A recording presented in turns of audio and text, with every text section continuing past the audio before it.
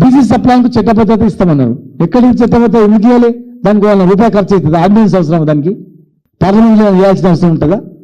చాలా అంశాలు ఉన్నాయి. అవి ఏమి వేయకుండా ఈరోజు మేము 42% ఇస్తున్నాము, ఏదో మేమే అడ్డంకు చెప్తున్నాము, మేమే దాన్ని చేస్తున్నాం అనే టైప్లో మమ్మల్ని చిత్రీకరించడం, మాట్లాడడం అనేది చాలా బాధాకరం.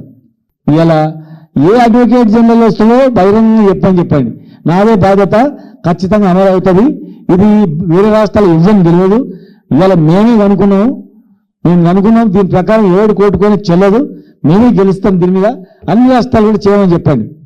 కానీ ఏదైనా అడ్డంకులు వస్తే మాత్రం ఇప్పుడు మాట్లాడినోళ్ళు, మేము మాట్లాడడానికి వ్యతిరేకంగా లేదు, తప్పు మాట్లాడుతూ అన్నోళ్ళు వాళ్ళు బాధ్యత తీసుకోవాల్సి వస్తుంది. ప్రభుత్వం కూడా బాధ్యత వహించాల్సి వస్తుంది. కనుక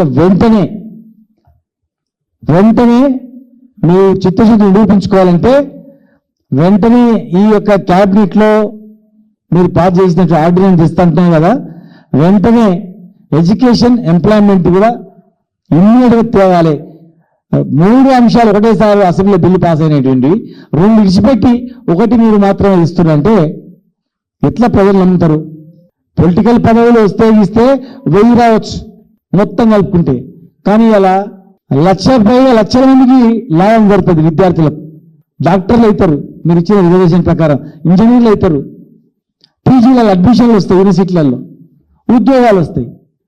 లక్షల మందికి ఉపయోగపడేటువంటిది ఆర్డినెన్స్ లేకుండా, లక్షల మందికి ఉపయోగపడేది మీరు ఇచ్చిన మాట ప్రకారం ఉపయోగపడేది జియో ఇవ్వకుండా ఓన్లీ పొలిటికల్ జియో ఇచ్చి చేతులు దులుపుకుంటారంటే అనుమానం